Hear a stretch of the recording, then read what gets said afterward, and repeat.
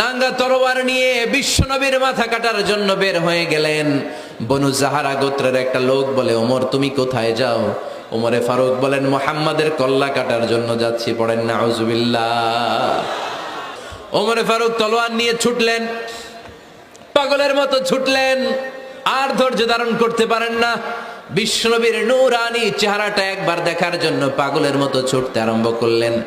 ওমরে ফারুককে দারুল আরকামের কাছে আসতে দেখে বিশ্বনবীর চাচা হামজা ইবনে আব্দুল মুত্তালিব এসে বলে, নবী তাড়াতাড়ি দারুল আরকামের ঘর থেকে আপনি পালিয়ে অন্য কোথাও চলে যান।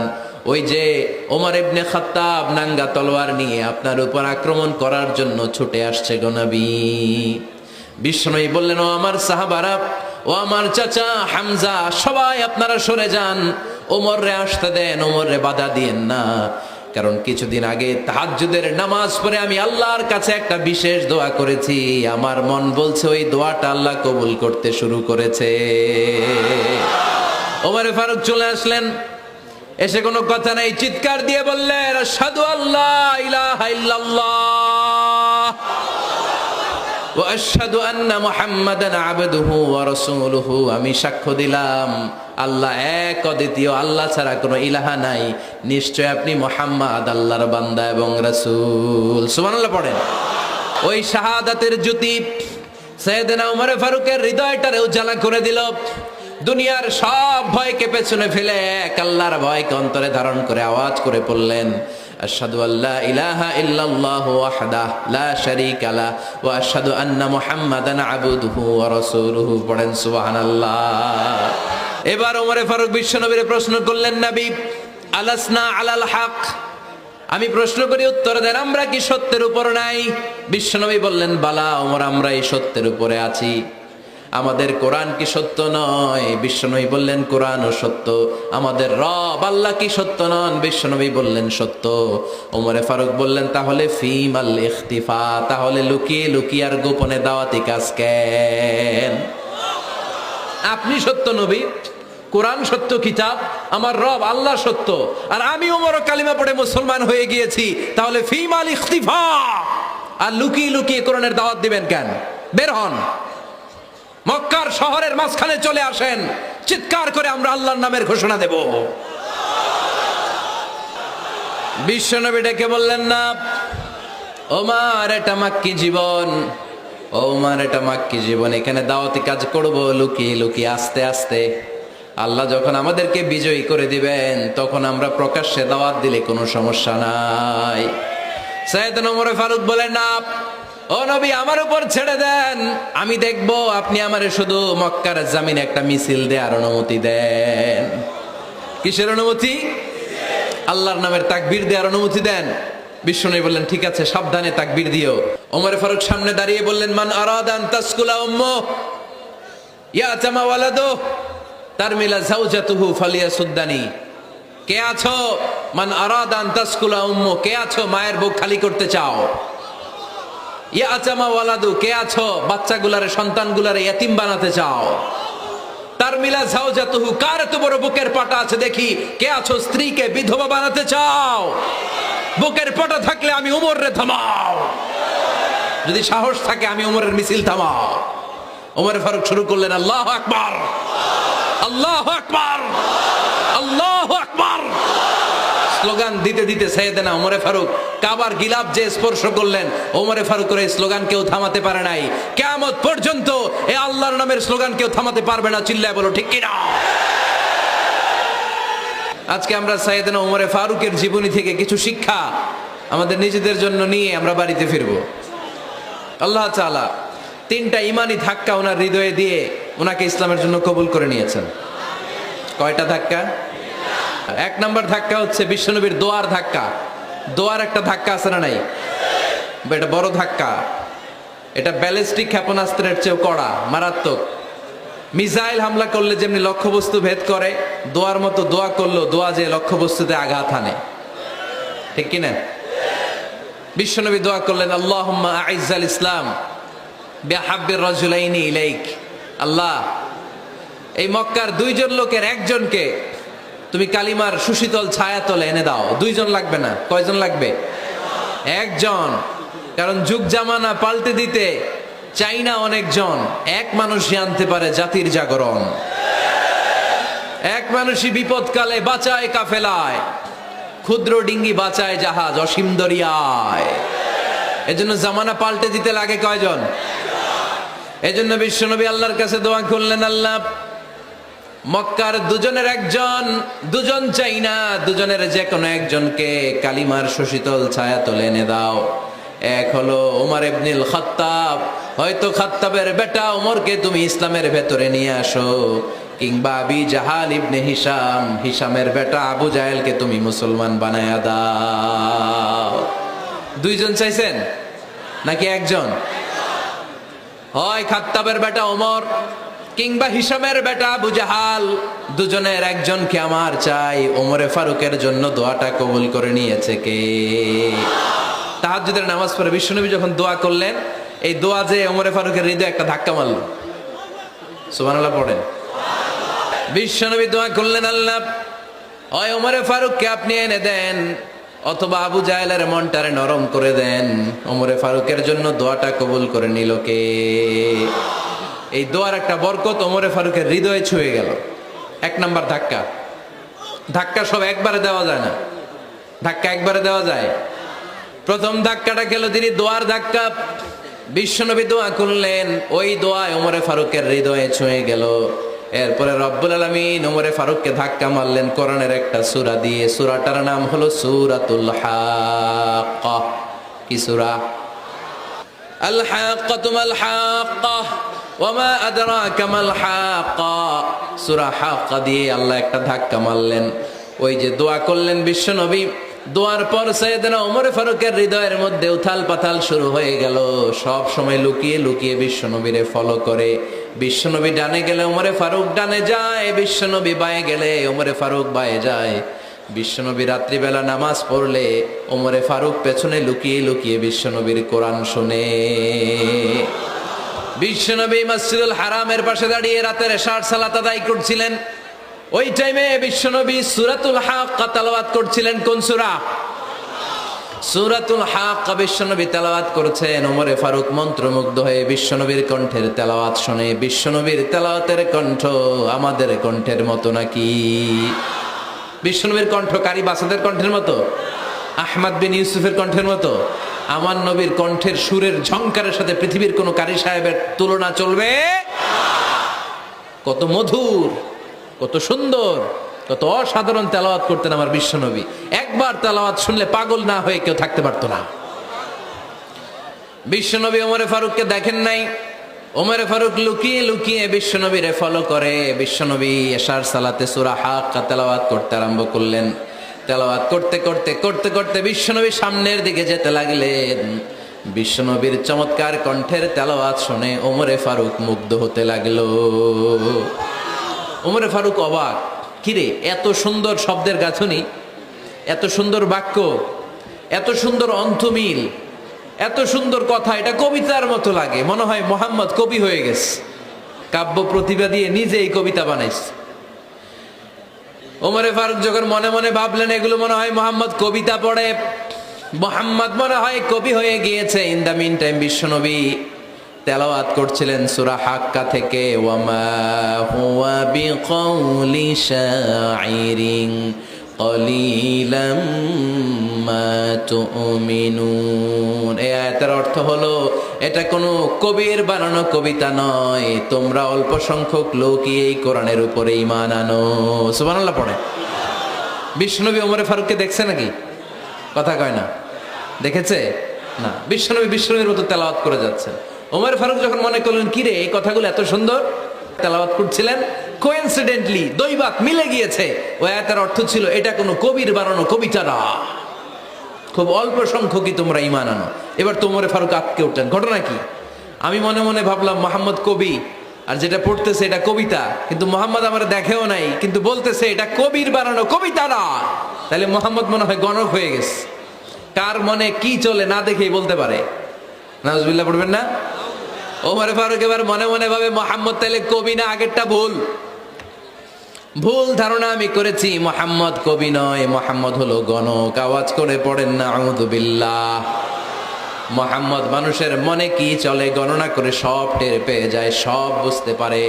বিশ্বনবী তখন যে আয়াতটা তেলাওয়াত করছিলেন সেটা হলো ওয়ালা বিকাউলি কাহিনিন কলিলাম মা তাযাক্কারুন।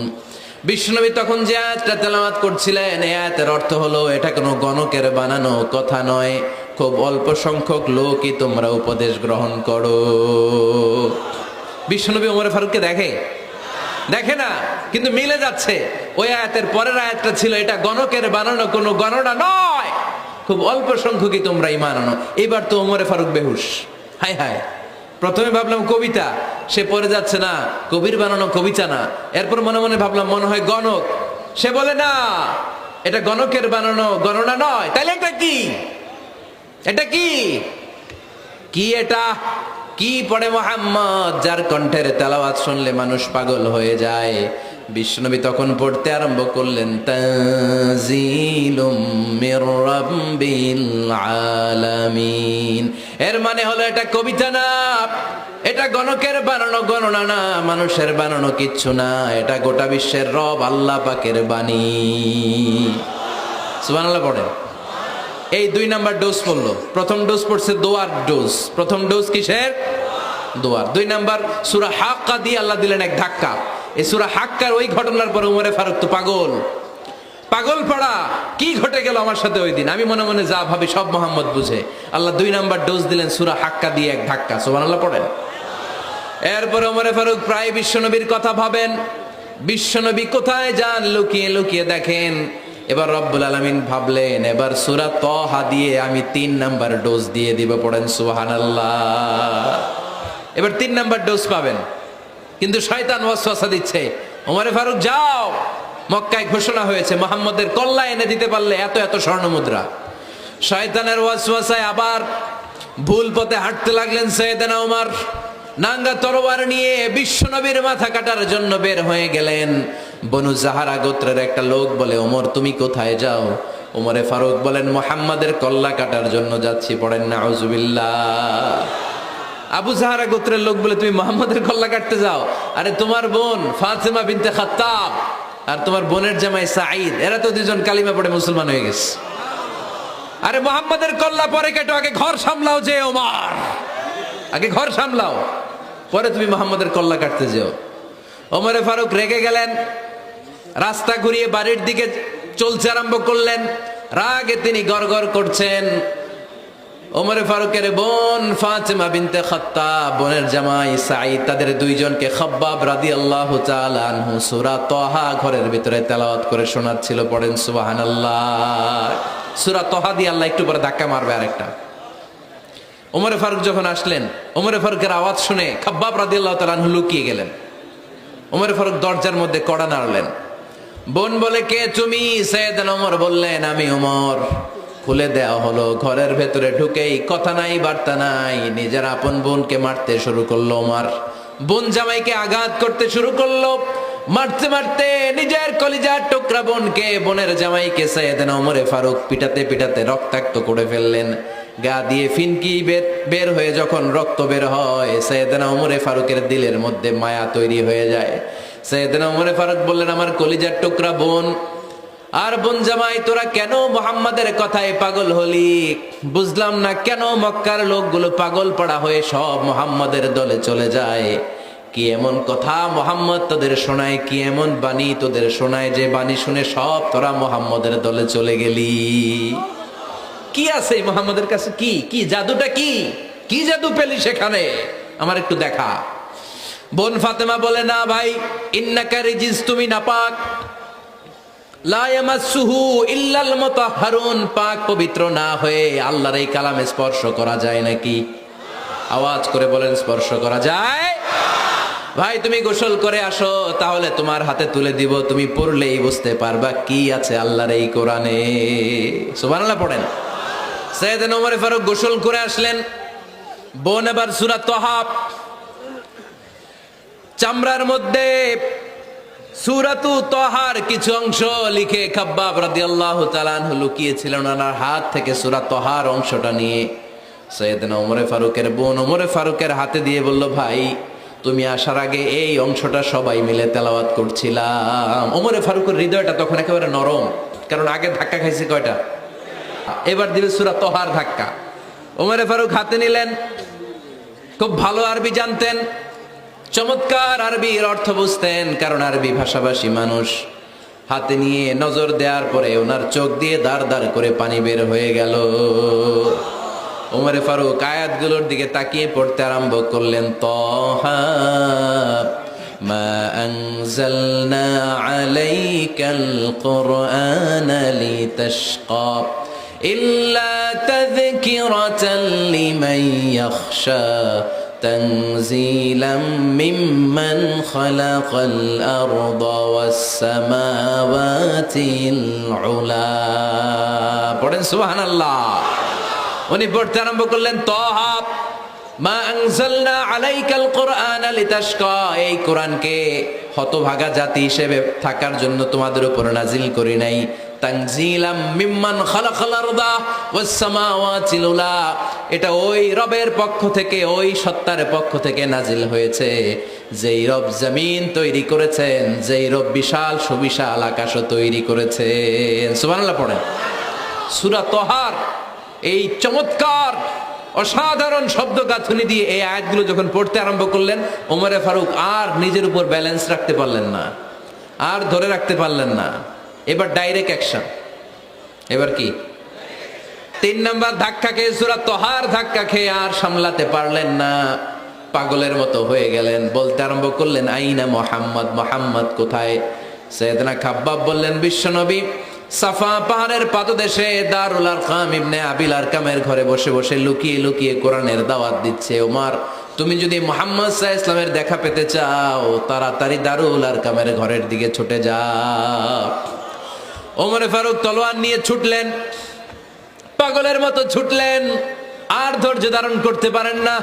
বিশ্বনবীর নূরানি চেহারাটা একবার দেখার জন্য পাগলের মতো ছুটতে আরম্ভ করলেন। ওমরে ফারুককে দারুল আরকামের কাছে আসতে দেখে বিশ্বনবীর চাচা হামজা ইবনে আব্দুল মুত্তালিব এসে বলে, নবী তাড়াতাড়ি দারুল আরকামের ঘর থেকে আপনি পালিয়ে অন্য কোথাও চলে যান। ওই যে ওমর ইবনে খাত্তাব নাঙ্গা তলোয়ার নিয়ে আপনার উপর আক্রমণ করার জন্য ছুটে আসছে গো নবী। বিশ্বনবী বললেন, ও আমার সাহাবারা, ও আমার চাচা হামজা, সবাই আপনারা সরে যান, ওমররে আসতে দেন, ওমররে বাধা দিয়েন না। কারণ কিছুদিন আগে তাহাজ্জুদের নামাজ পড়ে আমি আল্লাহর কাছে একটা বিশেষ দোয়া করেছি, আমার মন বলছে ওই দোয়াটা আল্লাহ কবুল করতে শুরু করেছে।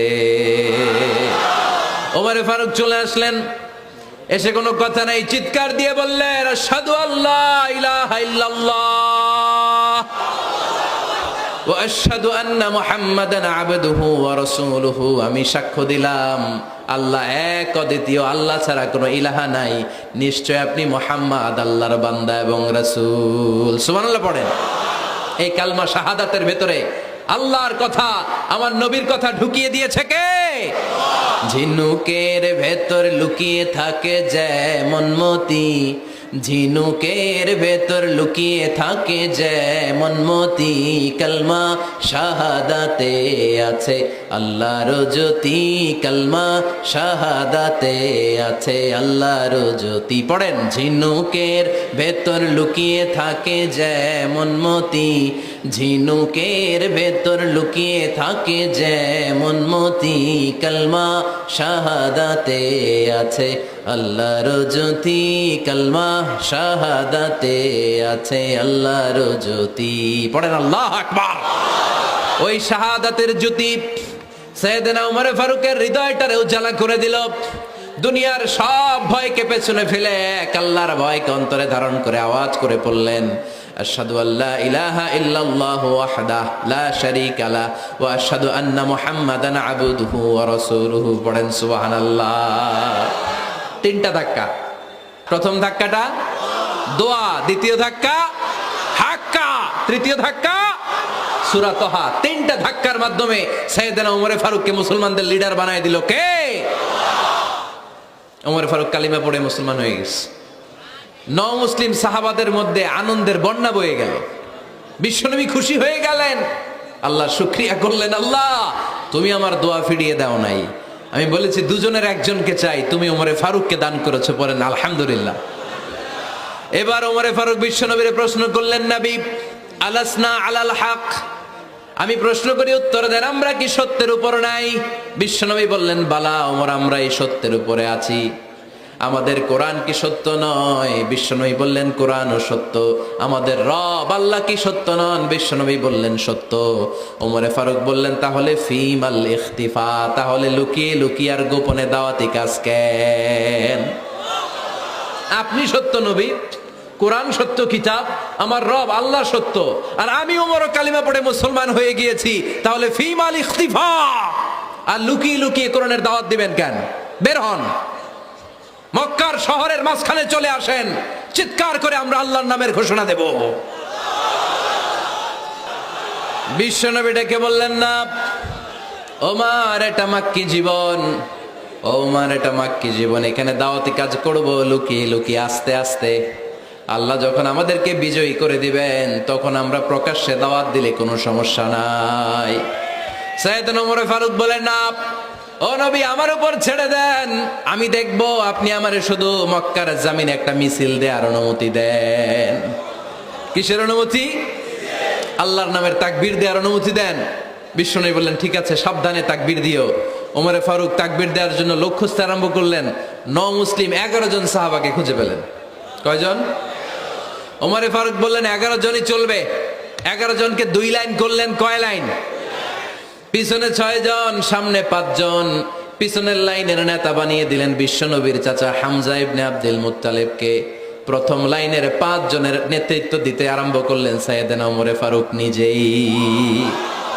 2 লাইন তাকবীর দিতে জানলে বেশি মানুষ লাগে না, 10 জন দিয়ে গোটা বিশ্বটারে কাঁপিয়ে দেয়া যায়। 11 জন, 6 আর 5। ওমর ফারুক সামনে দাঁড়ালেন। ওমর ফারুক সামনে দাঁড়িয়ে এবার আল্লাহর নামের স্লোগান দিবেন। ওমর ফারুক বললেন, আমরা খুব লম্বা চূড়া স্লোগান দিব না, খুব ছোট্ট, দারুল আরকামের ঘর থেকে কাবা ঘর পর্যন্ত, বাইতুল্লাহ পর্যন্ত, এতটুকু জায়গা আমরা তাকবীর দিতে দিতে সামনের দিকে এগোবো, পৃথিবীর কোনো শক্তি আমাদেরকে থামায় দিতে পারবে না। ওমর ফারুক তখন 1 বাক্যের একটা ভাষণ দিলেন। কয় বাক্যের? ওমর ফারুক সামনে দাঁড়িয়ে বললেন, মান আরাদা আন তাসকুলা উম্মু ইয়াতামা ওয়ালাদু তারমিলা যাওজাতুহু ফালিয়াসুদ্দানি। কে আছো? মান আরাদা আন তাসকুলা উম্মু, কে আছো মায়ের বুক খালি করতে চাও? ইয়াতামা ওয়ালাদু, কে আছো বাচ্চাগুলারে, সন্তানগুলারে ইয়াতিম বানাতে চাও? তারমিলা যাওজাতুহু, কার এত বড় বুকের পাটা আছে দেখি, কে আছো স্ত্রীকে বিধবা বানাতে চাও? বুকের পাটা থাকলে আমি ওমরে থামাও, যদি সাহস থাকে আমি ওমরের মিছিল থামাও। ওমর ফারুক শুরু করলেন, আল্লাহু আকবার, আল্লাহু আকবার, আল্লাহু আকবার। স্লোগান দিতে দিতে সাইয়েদনা ওমর ফারুক কাবার গিলাফ যে স্পর্শ করলেন, ওমর ফারুকের এই স্লোগান কেউ থামাতে পারে নাই। কিয়ামত পর্যন্ত এই আল্লাহর নামের স্লোগান কেউ থামাতে পারবে না। চিল্লায় বলো ঠিক কিনা?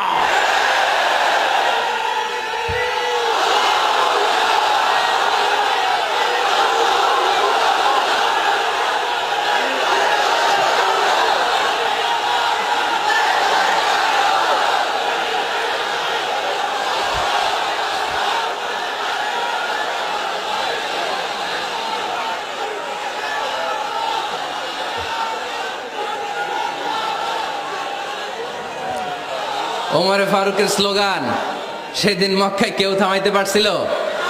আওয়াজ করে বলতে পারছিল?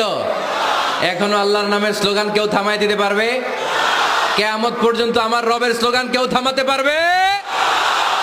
পারবে না। ওমর ফারুক স্লোগান দিলেন। আবু জাহেল, উতবা, শাইবা, ওয়ালিদ ইবনে মুগীরা আল্লাহু আকবার ধ্বনি শুনে বাইরে আসছে। কিরে, এত বড় স্লোগান, আমাদের কাছ থেকে পারমিশন নেয় নাই, অনুমতি নেয় নাই। অনুমতি নেওয়া ছাড়াই স্লোগান শুরু। বের হয়ে দেখে মিছিলের সামনে ওমর। ওমরে ফারুককে দেখে আবু জাহেল দিছে 1 দৌড়, উতবা দিছে আরেক দৌড়, সাইবা দিছে বহু দৌড়। সুবহানাল্লাহ পড়বেন না? এজন্য ওমর বেশি লাগে না, ওমর লাগে 1 জন। চিল্লায় বলতে হবে, ওমরে ফারুক লাগে কয়জন? 1 জন ওমরই গোটা বিশ্বের চেহারা পাল্টে দিতে সক্ষম। চিল্লায় বলেন ঠিক কিনা? গোটা বিশ্বে মুসলমানদের আছে করুণ অবস্থা। আমাদের কোনো সেন্ট্রাল লিডারশিপ নাই। আমাদের মুসলিম দেশগুলোরে এক করে রাখবে, ভাইয়ের মতো রাখবে, আমাদের স্বার্থ নিয়ে কথা বলবে, এরকম নেতা আমাদের নাই, ঠিক কিনা? আমরা সেই ওমরে ফারুকের অপেক্ষায়, আমরা সেই ইমাম আল মাহাদির অপেক্ষায়, যার একটা হুঙ্কারের আহ্বানে গোটা বিশ্বের সব মুসলমান এক প্ল্যাটফর্মে চলে আসবে। ওইরকম নেতা একজন লাগবে। কয়জন? গোটা মুসলিম উম্মাকে একত্রিত করার জন্য একজন উমরে যথেষ্ট, ঠিক কিনা? আবার বিশ্বনবী বলছেন, লা নাবিয়্যা বা'দি ওয়ালা রাসূলা, আমার পরে কোনো নবী নাই, আমার পরে কোনো রাসূল নাই। তবে লাউ কানা বা'দি নাবিয়্যুন লাকানা উমর, আমি নবীর পরে যদি নবী হওয়ার যোগ্যতা কারো থাকে, আমার উমরের মধ্যে সেই যোগ্যতা আল্লাহ দিয়েছে। প্রভু তুমি বলেছো রাসূল দেবে না, বলনি দেবে না ওমর, বলনি দেবে না হামজা তারিক, খালিদ বিজয় সমর। প্রভু তুমি বলেছো রাসূল দেবে না, বলনি দেবে না ওমর, বলনি দেবে না হামজা তারিক, খালিদ বিজয় সমর। প্রভু তুমি বলেছো রাসূল দেবে না। আল্লাহু আকবার। একটা ওমর দরকার। কয়জন দরকার? কয়জন দরকার? এই পুরা উম্মাহ, মুসলিম উম্মার মধ্যে ওনার পজিশন নাম্বার 3। ওমর ফারুকের পজিশন নাম্বার 1 নম্বর পজিশন বিশ্বনবীর সাল্লাল্লাহু আলাইহি ওয়াসাল্লাম। দ্বিতীয় পজিশন আবু বকর। আর 3 নম্বর পজিশন, সুবহানাল্লাহ পড়বেন না? আশরাতুল মুবাশশিরিনা বিল জান্নাহ, জান্নাতের সুসংবাদ প্রাপ্ত অনেক সাহাবার কথা হাদিসে পাওয়া যায়, কিন্তু এক হাদিসে আল্লাহ রাসূল সাল্লাল্লাহু আলাইহি ওয়াসাল্লাম 10 জন সাহাবীর কথা বলেছেন। ওই 10 জনের ভেতরে সাইয়েদনা ওমর ফারুক আছে না নাই? আবার ওমর ফারুক ছিলেন বিশ্বনবীর শ্বশুর। সাইয়েদনা ওমর ফারুকের কন্যা হাফসা রাদিয়াল্লাহু তাআলা আনহাকে বিশ্বনবী বিয়ে করে ওমর ফারুকের জামাই হয়েছেন, আর ওমর ফারুককে বিশ্বনবী শ্বশুর বানিয়েছেন। সুবহানাল্লাহ পড়েন। আগে জানতেন এটা? ওমর ফারুক রাদিয়াল্লাহু তাআলা আনহু যে বিশ্বনবীর শ্বশুর ছিল, এটা আজকে প্রথম জানলেন কে কে? দেখি, দেখছেন? অনেকেই জানে না। মাশাআল্লাহ, হাত নামান, আমরা জেনে নিব, জানতে কোনো সমস্যা নাই। 4 জন খলিফার 2 জন হচ্ছে বিশ্বনবীর মেয়ের জামাই, বাকি 2 জন হচ্ছে বিশ্বনবীর শ্বশুর। সাইয়েদনা উসমান রাদিয়াল্লাহু তাআলা আনহুর কাছে বিশ্বনবী সাল্লাল্লাহু আলাইহি ওয়াসাল্লাম 2 কন্যাকে বিয়ে দিয়েছেন। বিশ্বনবী সাল্লাল্লাহু আলাইহি ওয়াসাল্লামের মোট কন্যা 4 জন। কয়জন? বড় মেয়ের নাম যায়েনব রাদিয়াল্লাহু তাআলা আনহা, ওনার স্বামীর নাম ছিল আবুল আস ইবনে রাবি'। তারপরের মেয়ের নাম হচ্ছে উম্মে কুলসুম, ওনাকে বিয়ে দিয়েছিলেন বিশ্বনবী সাইয়েদনা ওসমান রাদিয়াল্লাহু তাআলা আনহুর সাথে। উম্মে কুলসুম রাদিয়াল্লাহু তাআলা আনহার ইন্তেকালের পরে আরেক মেয়ে রুকাইয়াকে বিশ্বনবী সাইয়েদনা ওসমানের কাছে আবার বিয়ে দিয়ে দিলেন। সুবহানাল্লাহ পড়েন। আর সবচেয়ে ছোট্ট কন্যা ফাতেমা রাদিয়াল্লাহু তাআলা আনহাকে বিয়ে দিয়ে দিলেন নিজের চাচাতো ভাই সাইয়েদনা আলী রাদিয়াল্লাহু তাআলা আনহুর সাথে। তার মানে সাইয়েদনা ওসমান আর সাইয়েদনা আলী ছিল বিশ্বনবীর মেয়ের জামাই, ঠিক কিনা? আর সাইয়েদনা আবু বকর রাদিয়াল্লাহু তাআলা আনহুর কন্যা আয়েশা রাদিয়াল্লাহু তাআলা আনহাকে বিশ্বনবী বিয়ে করে আবু বকর রাদিয়াল্লাহু তাআলা আনহুকে বানালেন শ্বশুর। আর ওমরে ফারুকের কন্যা হাফসা রাদিয়াল্লাহু তাআলা আনহাকে বিয়ে করে ওমরে ফারুককেও বানালেন শ্বশুর। তাহলে 4 খলিফার 2 জন জামাই। 2 জন, আওয়াজ করে বলতে হবে, 4 খলিফার 2 জন, বাকি 2 জন। কোন ব্যক্তিকে যদি আল্লাহ তাআলা জ্ঞান দেয়, আবার যদি তাকওয়ার গুণ দেয়, জ্ঞানও আছে আবার আল্লাহর ভয়ও আছে, এই লোকের কেউ থামায় রাখতে পারবে না। এরা কেউ থামায় রাখতে পারে না, সে গোটা বিশ্ব জয় করবে। সাইয়েদনা ওমর ফারুককে আল্লাহ তাআলা জ্ঞানও দিয়েছেন, আবার তাকওয়াও দিয়েছেন। সুবহানাল্লাহ পড়েন। বিশ্বনবী সাল্লাল্লাহু আলাইহি ওয়াসাল্লাম স্বপ্ন দেখলেন, বিশ্বনবী দুধ খাচ্ছেন, আঙ্গুলের ভেতর দিয়ে ফাঁক দিয়ে দুধ বের হয়, বিশ্বনবী দুধ খাচ্ছেন। খেতে খেতে একটু দুধ আঙ্গুলে লেগে আছে, এই আঙ্গুলটা কারো মুখে না দিয়ে বিশ্বনবী সাল্লাল্লাহু আলাইহি ওয়াসাল্লাম ওমর ফারুকের মুখের ভিতরে ঢুকাই দিলেন। অতিরিক্ত দুধটা ওমর ফারুক খেলেন। সাহাবারা বললেন, মাযা ওয়ালতা বিহি ইয়া রাসূলুল্লাহ, হে আল্লাহর রাসূল, এই স্বপ্ন দিয়ে কি বুঝালেন? বুঝলাম না। বিশ্বনবী সাল্লাল্লাহু আলাইহি ওয়াসাল্লাম বললেন, আউয়ালতু বিহি আল ইলম, এটা দিয়ে আমি জ্ঞান বুঝিয়েছি, কারণ অতিরিক্ত দুধের অংশটা আমি কাউরে না দিয়ে ওমরকে দিয়েছি, তার মানে ওমরের জ্ঞানের কোনো তুলনা হয় না। এজন্য স্বপ্নে যদি কেউ দেখেন আপনি দুধ পান করছেন, এটা প্রমাণ করে আল্লাহ তাআলা আপনাকে দ্বীনের জ্ঞান দান করবে। আবার বিশ্বনবী সাল্লাল্লাহু আলাইহি ওয়াসাল্লাম আবার আর এক রাতে স্বপ্ন দেখলেন, সাহাবারা লাইন ধরে বিশ্বনবীর সামনে দাঁড়ানো। কোন সাহাবার জামা নাভি পর্যন্ত, কোন সাহাবার জামা হাঁটু পর্যন্ত, কোন সাহাবার জামা টাকনু পর্যন্ত, কোন সাহাবার জামা আরো ছোট, কিন্তু ওমরে ফারুকের জামা বিশ্বনবী দেখলেন এত বড়, টেনে হিচড়ে হিচড়ে বিশ্বনবীর সাথে চলছে। সুবহানাল্লাহ পড়বেন না? সাহাবারা বললেন, মাযা ওয়ালতা বিহি ইয়া রাসূলুল্লাহ, হে আল্লাহর রাসূল, এটা দিয়ে আপনি কি বুঝাতে চাইলেন? বিশ্বনবী বললেন, আউয়ালতু বিহি আত-তাকওয়া, এটা দ্বারা আমি আর-দ্বীন, দ্বীনদারি বোঝালাম, তাকওয়া বোঝালাম। সুবহানাল্লাহ পড়েন। বিশ্বনবী দেখলেন কোন সাহাবার জামা এতটুকু, কোন সাহাবার জামা এত লম্বা, কোন সাহাবার জামা পা পর্যন্ত লম্বা। আর সাইয়েদনা ওমর ফারুককে দেখলেন ওনার জামা এত লম্বা, ওমর ফারুক টেনে হিচড়ে জামা নিয়ে চলতেছে। বিশ্বনবী বুঝাতে চাইলেন, ওমরের যেহেতু জামা লম্বা, ওমরের ভেতরে আল্লাহর ভয়, দ্বীনদারিও খুব বেশি। চিল্লায় বলেন ঠিক কিনা? জ্ঞানও দিয়েছেন, আবার দ্বীনদারিও দিয়েছেন। এই দুইটা জিনিস যদি থাকে, এই পৃথিবীতে তাকে সফল রাষ্ট্রনায়ক বানায় দেয় কে? আবার এই পৃথিবীর বুকে যত নারীরা জান্নাতে যাবে, সব নারীদের সর্দারিনী হবে সাইয়্যিদাতুনা ফাতিমা রাদিয়াল্লাহু তাআলা আনহা। এই দুনিয়াতে যত যুবকরা জান্নাতে যাবে, তাদের সর্দার হবে সাইয়েদনা হাসান আর হুসাইন রাদিয়াল্লাহু তাআলা আনহুমা। আর এই দুনিয়ার বুকে যত বয়স্ক মানুষেরা জান্নাতে ঢুকবে, তাদের নেতৃত্ব দিবেন সাইয়েদনা আবু বকর আর সাইয়েদনা ওমর। আর নারীরা যারা জান্নাতে প্রবেশ করবে, এই নারীদের নেতৃত্ব দিবে বিশ্বনবীর কলিজার টুকরা, নয়নের পুটুলি সাইয়্যিদাতুনা ফাতিমা রাদিয়াল্লাহু তাআলা আনহা। সুবহানাল্লাহ পড়বেন না? Omar Faruk, the superhero of Muslim উম্মাহ। আমরা কাদেরকে সুপার হিরো বানায় রাখছি আমরা জানি না। এই নায়ক নায়িকা, গায়ক গায়িকা, মডেলরা, চোখ ধাঁধানো গ্ল্যামার নিয়ে যারা চলে, এরা আমাদের মডেল নয়। আমাদের মডেল সাইয়েদনা ওমর ফারুক। ঠিক কিনা? ঠিক কিনা? ওমর ফারুক মসজিদে নববীর খতিব, খুতবা দিচ্ছেন। খুতবার মাঝখানে হঠাৎ চিৎকার মেরে বললেন, ইয়া সারিয়াত ইবনে জানিমিল জাবাল, ইয়া সারিয়াত ইবনে জানিমিল জাবাল, ইয়া সারিয়াত ইবনে জানিমিল জাবাল।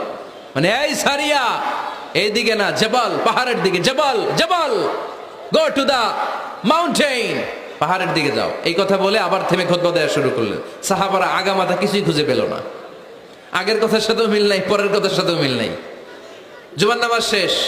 সাহাবারা বললেন, আমিরুল মুমিনিন, খলিফাতুল মুসলিমিন ওমর ফারুক জুমার খুতবা দেওয়ার সময় হঠাৎ চিৎকার মেরে বললেন, ইয়া সারিয়াত ইবনে জানিমিল জাবাল। আপনার এই বাক্যের সাথে আপনার খুতবার আগের কথার কোনো মিল পেলাম না, পরের কথারও কোনো মিল পেলাম না। আপনি বুঝিয়ে বলেন, কেন বলেছেন আমরা তো বুঝলাম না। সাইয়েদনা ওমর ফারুক বলেন, আমি যখন জুমার খুতবা দিচ্ছি, হঠাৎ আমার চোখের মধ্যে ভেসে উঠলো ওই যে গত কয়েক মাস আগে আমি আমার মুসলিম সেনাপতিকে ইরানে, পারস্যে, ওই ইরানের বিশাল রাজ্যে যুদ্ধের জন্য পাঠিয়েছি। আমি দেখলাম যুদ্ধের একটা ভয়ঙ্কর মুহূর্তে আমার মুসলিম সেনাপতি ভুল দিকে চলতে আরম্ভ করেছে। বাম দিকে তার পাহাড়, ডান দিকে উপত্যকা। ডান দিকে যদি সে চলে যায়, উপত্যকায় চলে যায়, শত্রু বাহিনীর হাতে ধরা খেয়ে সব মারা যাবে। আর আমার সেনাপতি যদি মুসলিম বাহিনীকে নিয়ে পাহাড়ের উপর উঠে যায়, আল্লাহর মেহেরবানিতে এই যুদ্ধেও তারা জয়লাভ করবে। এজন্য আমি মসজিদের মিম্বারে দাঁড়িয়ে রব্বুল আলামিন আমার চোখের সামনে ওই যুদ্ধক্ষেত্রের দৃশ্যপটটা তুলে ধরেছে, ওইটা দেখে আমি এখানে দাঁড়িয়ে আমার সেনাপতিকে কমান্ড দিয়েছি। পড়েন সুবহানাল্লাহ। যেন তেন মানুষ না এটা। জুমার মিম্বারে দাঁড়িয়ে হাজার কিলোমিটার দূর পারস্যে কি হচ্ছে সেটাও দেখতে পেতেন আল্লাহর মেহেরবানিতে। সুবহানাল্লাহ পড়ে। সাহাবারা বিশ্বাস করে নিলেন, কিন্তু মুনাফিক টাইপের যেগুলো, এগুলো বলে এটা আবার কেমন কথা, উনি আছেন মদিনার মিম্বারের মধ্যে দাঁড়িয়ে, হাজার হাজার কিলোমিটার দূরে কি হচ্ছে উনি দেখবেন কেমনে। এরা বিশ্বাস করলো না। সাহাবারা সবাই বিশ্বাস করলো, মুনাফিক গুলো বিশ্বাস করলো না। তারা মনে মনে ভাবলো, এই মুসলিম সেনাপতি বিজয়ের বেশে যেদিন মদিনায় আসবে, আমরা মদিনার উপকণ্ঠে দাঁড়িয়ে থাকবো, ওদেরকে জিজ্ঞাসা করবো এমন এমন দিন ওমরে ফারুকের কণ্ঠের কোনো আওয়াজ শুনতে পেরেছিলে কিনা। বিজয়ী বেশে সাহাবারা যখন ফিরে আসতো, সব মুমিনরা আহলান ওয়া সাহলান জানাতে ওনাদেরকে রিসিভ করতে যেত, মুনাফিক গুলো যেত না। কিন্তু ওই দিন মুনাফিকরা সবার আগে যায় হাজির। মুসলিম সেনাপতি যখন ঢুকলো, জিজ্ঞেস করলো মুসলিম সেনাপতি, এত দিন আগের কথা, জুমার দিন দুপুরবেলা যুদ্ধক্ষেত্রে হঠাৎ করে আমিরুল মুমিনিনের কোনো কথা তুমি তোমার কান দিয়ে শুনতে পেরেছিলে কিনা বলো। সেনাপতি বলল, তোমরা কেমন করে বুঝলা, কেমন করে তোমরা জানলা? তোমরা ঠিকই জেনেছো, ঠিকই ধরেছো, ঠিকই বলেছো। যুদ্ধের কঠিন মুহূর্তে ভুল করে আমি উপত্যকার দিকে মুসলিম বাহিনীকে নিয়ে ছুটতে আরম্ভ করেছিলাম। হঠাৎ করে আমিরুল মুমিনিনের একটা কণ্ঠ আমার কানের ভেতরে ভেসে আসলো। আমি শুনতে পেলাম, ইয়া সারিয়া তাবনা জানিমিল জাবাল, ডান দিকে উপত্যকার দিকে যেও না, তাড়াতাড়ি বাম দিকে পাহাড়ের উপর চড়ে যাও। শুনেছি আমি, আমার নিজ কানে শুনেছি। তোমরা কি করে জানলে? আমি নিজে শুনেছি। সেদিন আমিরুল মুমিনিনের এই ইনস্ট্রাকশন, এই গাইডলাইন যদি আমরা ফলো করতে না পারতাম, শত্রু বাহিনীর হাতে আমরা কচু কাটা হতাম। আমাদের চেহারা, আমাদের আত্মীয় স্বজনরা তোমরা কেউ দেখতে পেতে না। পড়েন সুবহানাল্লাহ। This is our super hero. এভাবে গাইডলাইন দিয়েছেন উম্মাকে, এভাবে ইনস্ট্রাকশন দিয়েছেন। মুসলিম ইতিহাসে প্রথম চিফ জাস্টিস আবু বকর রাদিয়াল্লাহু তাআলা আনহু যখন খলিফা, চিফ জাস্টিস বানাই দিয়েছেন ওমরে ফারুককে। সর্বপ্রথম কোরআন সংকলনের পরামর্শ দিয়েছেন সাইয়েদনা ওমরে ফারুক। এই যে কোরআন 114 সূরা 30 পারা, আগে কি এরকম ছিল? কথা কন না কেন? আগে গাছের পাতায় লেখা ছিল, পশুর চামড়ায় লেখা ছিল, ওটের হাড্ডির মধ্যে লেখা ছিল কোরআন। এভাবে যখন হাফেজে কোরআন সাহাবারা শহীদ হতে আরম্ভ করলো, এক যুদ্ধে টানা 70 জন হাফেজে কোরআন সাহাবা নিহত হলেন, শহীদ হলেন। ওমরে ফারুক তখন আবু বকর রাদিয়াল্লাহু তাআলা আনহুর কাছে যেয়ে বলেন, আবু বকর, আপনি কোরআন জমা করেন, সব কোরআনের কপিগুলো একসাথে করে এরকম একটা কোরআন করেন। আবু বকর বললেন, না, আমার নবী যেটা করেন আমি এটা করতে পারি না। কিন্তু ওমরে ফারুক ছাড়ে না, আর এটা করেন, করলে ভালো হবে, গোটা মুসলিম উম্মাহ উপকৃত হবে। বারবার বারবার বারবার সাইয়েদনা আবু বকর রাদিয়াল্লাহু তাআলা আনহুকে এত জোরাজোরি করতেছিলেন, অবশেষে আবু বকর রাদিয়াল্লাহু তাআলা আনহু বললেন, ওমরে ফারুকের জোরাজোরিতে এই কাজের জন্য আল্লাহ তাআলা আমার হৃদয়টারে খুলে দিলেন। আল্লাহ আমার হৃদয়ের ভিতরে ইলহাম করে দিলেন। আর আল্লাহ বুঝাতে চাইলেন, আবু বকর, ওমরের কথাই শোনো, ওমর যেটা বলে তেমনটাই করো। কারণ ওমরে ফারুককে বলা হয় মুহাদ্দিস। কি বলে? সবাই বলেন, কি বলে? মুহাদ্দিস না মিয়া? মুহাদ্দিস মানে যে হাদিস বিশারদ, আর মুহাদ্দিস মানে যার মুখ থেকে আল্লাহর কথাগুলো বের হয়। আল্লাহ কি বলতে চায়, আল্লাহ তাআলা ওই কথাগুলো, ওই ভাবনাগুলো ওই লোকের মুখ দিয়ে বের করে দেয়। জোরে বলেন সুবহানাল্লাহ। বিশ্বনবী বললেন, লিকুল্লি উম্মাতিন মুহাদ্দিস, সব উম্মতের মধ্যে আল্লাহ তাআলা একজন করে মুহাদ্দিস পাঠায়। আমার উম্মতের মধ্যে মুহাদ্দিস লোকটার নাম হলো ওমর। বিভিন্ন সময়ে ওমরে ফারুক যেমনটা ভাবতেন, ঠিক তেমন কোরআনের আয়াত পাঠিয়েছে কে? মদিনার সবচেয়ে বড় মুনাফিকের নাম হচ্ছে আব্দুল্লাহ ইবনে উবাই ইবনে সালুল। নাম শুনছেন? মুনাফিক চিনেন তো আপনারা? ভিতরে এক, বাইরে আরেক, তার নাম সর্দার হচ্ছে আব্দুল্লাহ ইবনে উবাই ইবনে সালুল। ইন্তেকালের পরে তার ছেলে আব্দুল্লাহ এসে বলে, ইয়া রাসূলুল্লাহ, একটা চমৎকার ঘটনা, মনোযোগ দিয়ে শোনেন। ইয়া রাসূলুল্লাহ, আমার আব্বা আব্দুল্লাহ ইবনে উবাই ইবনে সালুল মুনাফিকদের লিডার, আপনিও জানেন আমিও জানি, কিন্তু আমার তো বাবা, আমার কি, আমার তো মায়া লাগে। ইয়া রাসূলুল্লাহ, আমার আব্বা ইন্তেকাল করেছে, আপনার গায়ের একটা জামা খুলে দেন। কি খুলে দেন? এই জামাটা দিয়ে আমার বাবার দাফন দিব, আর আপনি যে আমার বাবার জানাজার নামাজের ইমামতি করবেন, আসেন। ওমরে ফারুক বললেন, না, আপনি যাবেন না। বিশ্বনবী দয়ার নবী, মায়ার নবী, রহমতের নবী, মায়া লেগে গেছে, আব্দুল্লাহর চোখের পানি দেখে যেতে আরম্ভ করলেন। ওমরে ফারুক বললেন, খবরদার, নবী যাবেন না। বিশ্বনবী যাওয়ার জন্য রওনা হলেন। ওমরে ফারুক বিশ্বনবীর জুব্বা টেনে ধরলেন। সুবহানাল্লাহ কোন? আমাদের দেশে হইলে কি বলতাম আমরা? বেয়াদবি করছে না? না, সম্পর্কটা এমন ছিল। ওমরে ফারুক জুব্বা টেনে ধরেছেন। যখন আল্লাহ আয়াত নাজিল করলেন, ইস্তাগফির লাহুম আও লা তাস্তাগফির লাহুম ওয়া ইন তাস্তাগফির লাহুম 70 মাররাতান ফালাই ইয়াগফিরুল্লাহু লাহুম। বিশ্বনবী ওমরে ফারুককে সরিয়ে দিয়ে জুব্বাটা হেঁচকা টান মেরে জানাজার নামাজের ইমামতি করে আসলেন। আসার সাথে সাথে ওমরে ফারুকের পক্ষে আল্লাহ আয়াত নাজিল করলেন, নবী, ইস্তাগফির লাহুম আও লা তাস্তাগফির লাহুম, আপনি মুনাফিক সর্দারের জন্য ক্ষমা চান কিংবা নাচান, জুব্বা দেন, কিংবা কাঁদেন, যাই করেন না কেন, 70 বার যদি এই মুনাফিক সরদারের জন্য আপনি ক্ষমা চান, আমি আল্লাহ আপনার এই দোয়া কবুল করব না। খবরদার, এটাই ফার্স্ট, এটাই লাস্ট। আর কোন মুনাফিকের জানাজা দিতে আপনি যাবেন না। ওমর ফারুকের পক্ষে করোনার আয়াত নাজিল করেছে কে? ওইরকম ওমর আমাদের কয়টা লাগবে? চিল্লায় বলতে হবে কয়টা? কারণ সাইয়েদনা ওমরে ফারুক আমাদের অনুপ্রেরণা, সাইয়েদনা আবু বকর আমাদের অনুপ্রেরণা, হামজা আমাদের অনুপ্রেরণা, সাইয়েদনা বেলাল ইবনে রবাহ আমাদের অনুপ্রেরণা। নায়ক নায়িকা, গায়ক গায়িকা আমাদের অনুপ্রেরণা নয়। এজন্য আমরা সাহাবীদের জীবনী পড়ব। রাজি আছেন? হাত তুলে আল্লাহরে দেখান, আওয়াজ করে বলেন আল্লাহ, আরো জোরে বলেন আল্লাহ। নবীর সাহাবারা আমাদের মডেল, আমরা যেন সাহাবাদের দেখানো পথে মতে থাকতে পারি, চলতে পারি, আমল করতে পারি, সমাজটারে পরিবর্তন করতে পারি। তুমি তৌফিক দাও, আমিন। আরো জোরে পড়ি আমিন।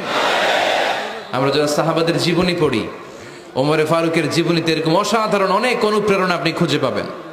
সাইয়েদনা আবু বকরের জীবনী থেকে অনেক অনুপ্রেরণা আপনি খুঁজে পাবেন। এগুলো আপনার ঈমানকে চাঙ্গা করবে, আল্লাহর পথে অটুট থাকতে আপনাকে সহায়তা করবে। রাজি আছেন তো সবাই? আল্লাহ আমাদের সবাইকে কথাগুলো বুঝার, আমল করার তৌফিক দান করুক। আমরা সবাই পড়ি।